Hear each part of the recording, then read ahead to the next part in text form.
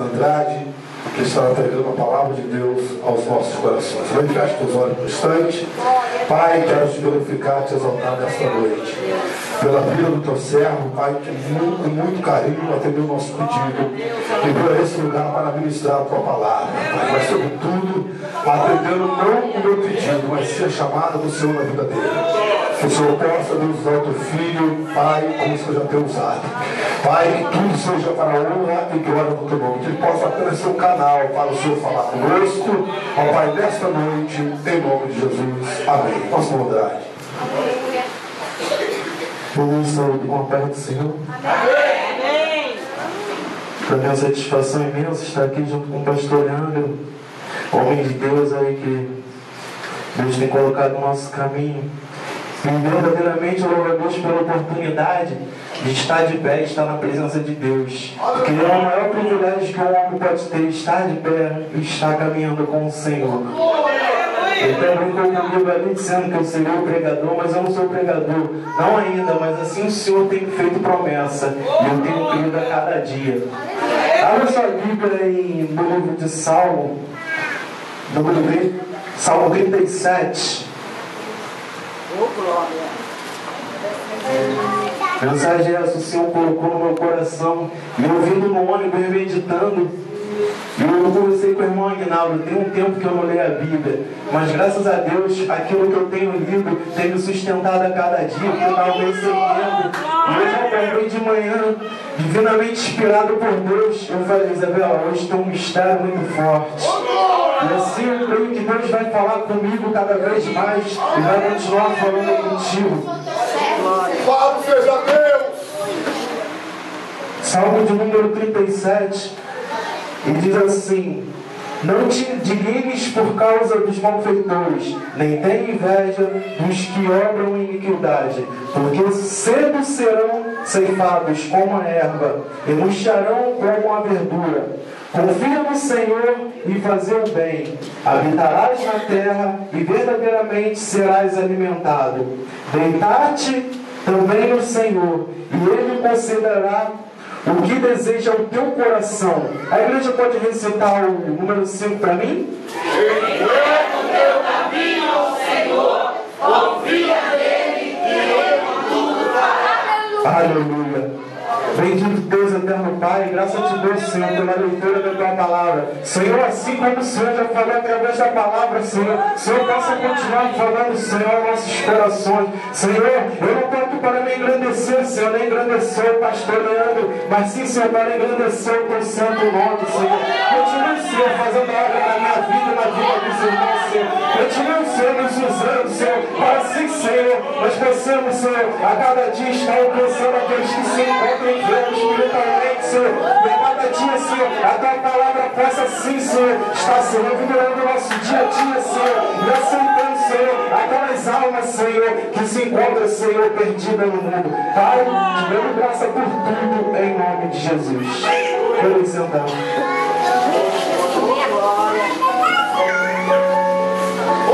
Queridos, mensagem essa o Senhor colocou no meu coração, como eu já falei. Eu vim no meu ônibus pensando e analisando as coisas que Deus fez na minha vida e que as coisas que o Senhor ainda há de fazer, e assim eu creio. Em seguida o pastor Leandro me ligou e eu vindo no ônibus, eu falei, eita pastor, eu tive uma visão aqui agora.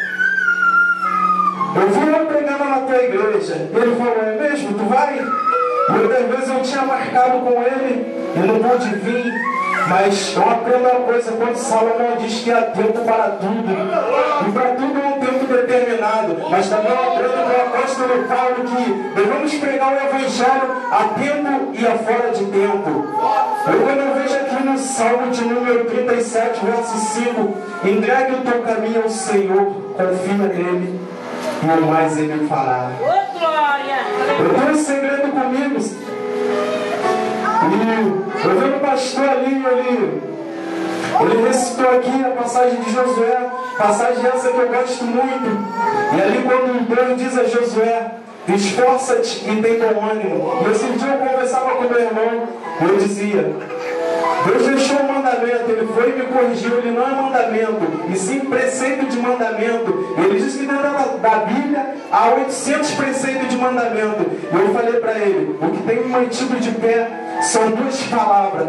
E esse o apóstolo Paulo disse: consolai-vos uns aos outros com essas palavras. E as palavras são essas: esforça-te e tem bom ânimo.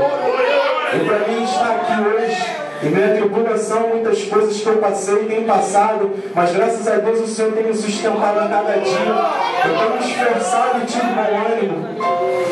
E assim, quando eu vejo aqui o salmista Davi dizendo: entregue o teu caminho ao Senhor, confia nele e o mais ele fará.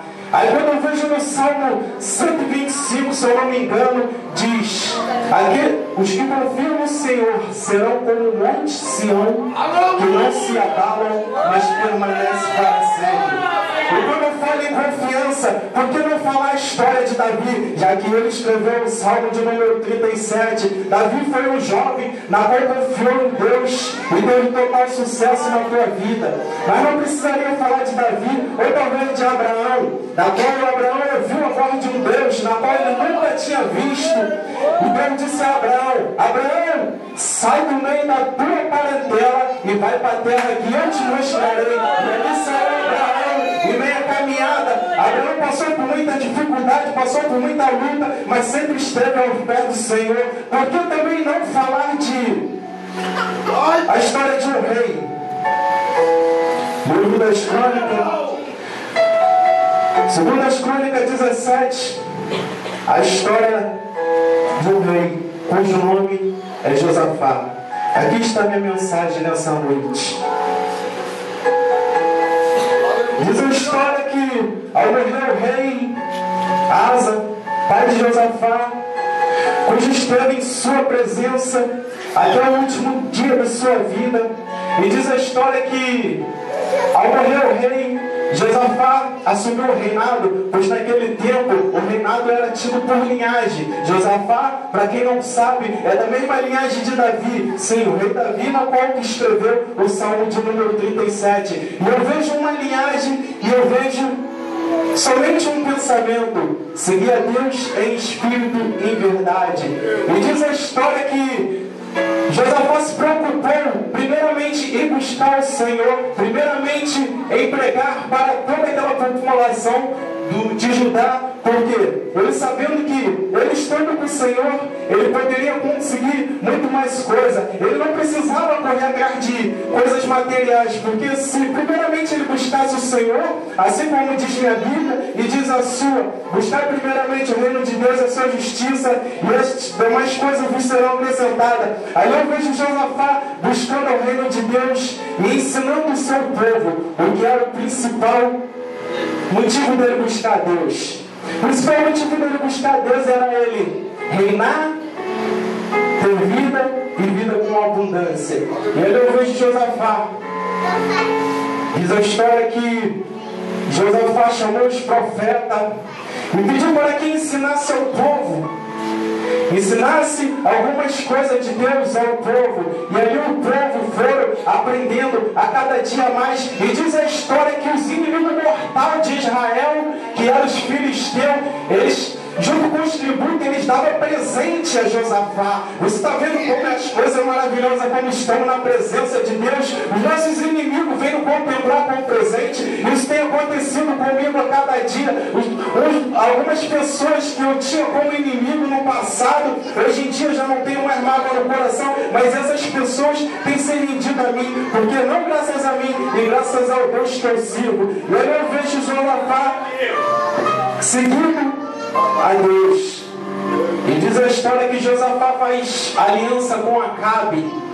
Acabe, um rei na qual queria buscar terra, queria ouro, tesouro, prata, dinheiro, queria ovelhas, boi, mas não queria nada com a palavra de Deus. Eu vejo ali, Josafá faz aliança com Acabe. Quando eu comecei a ler essa história, o Senhor, como é que pode? O Senhor me impulsionou a continuar lendo e eu fui entendendo.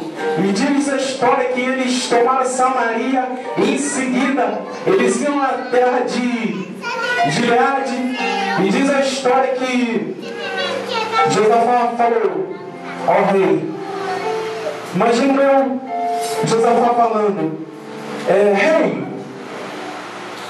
não há ninguém a quem possamos consultar, um servo de Deus? E diz a história que Acabe chamou os 400 homens. E dentro desses 400 homens, todos profetizaram coisa boa.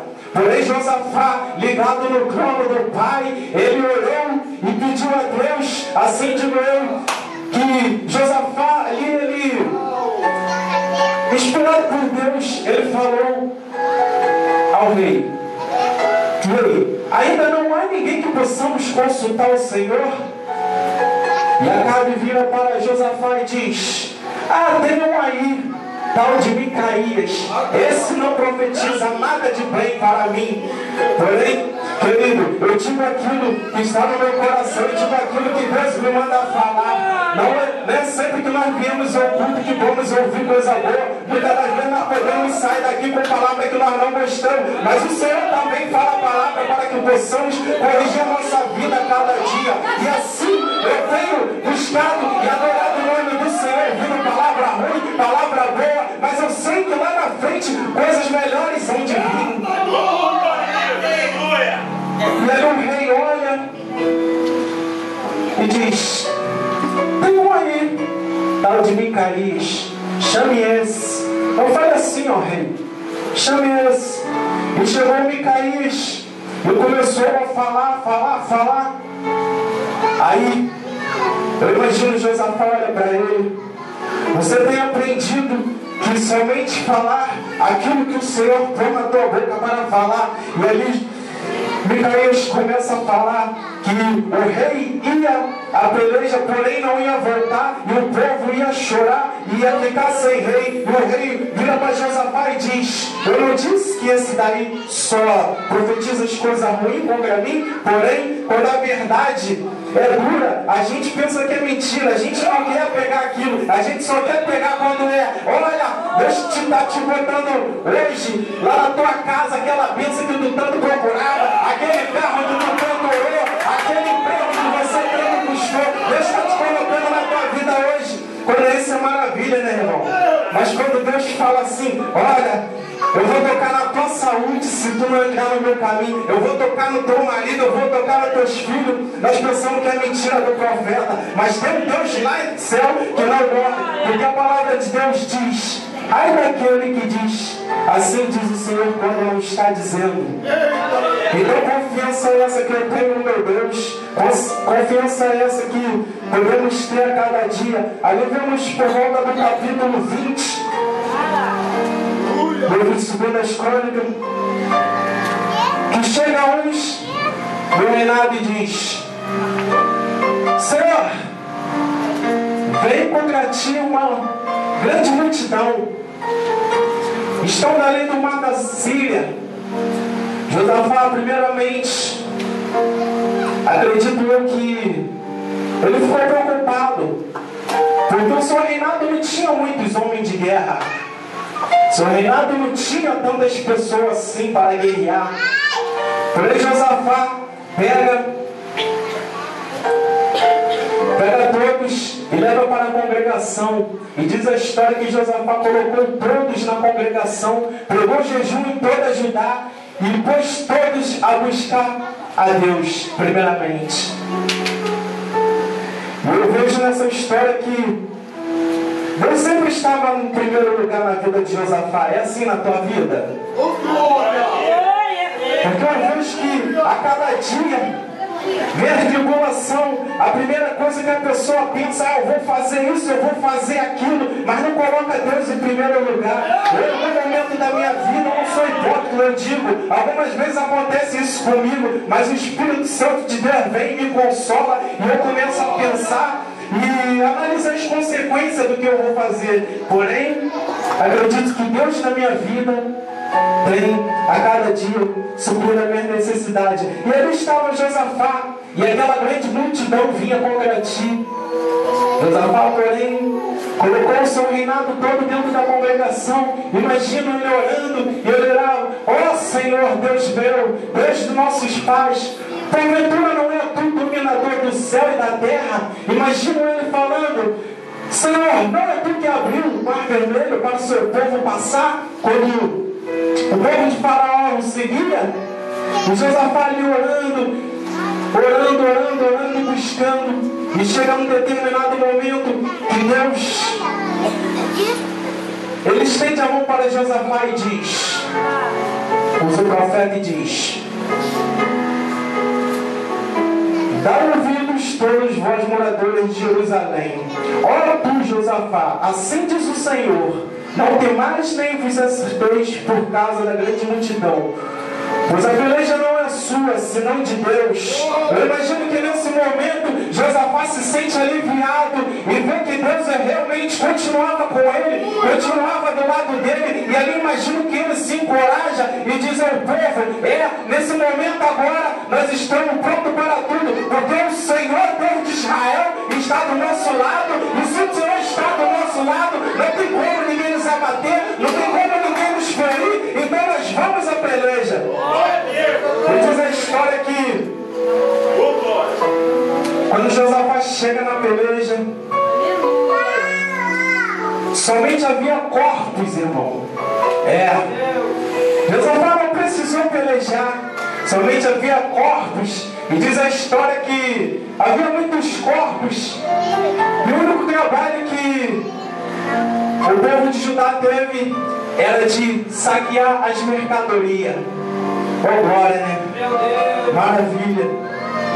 É isso que o Senhor faz nas nossas vidas. Quando nós não temos mais força para lutar, quando nós não temos mais força para buscar, para correr atrás, o Senhor vem e nos surpreende. Ele nos levanta, Ele coloca aquilo que nós pedimos, Ele coloca na nossa mão para mostrar que Ele é Deus na terra, Deus no mar,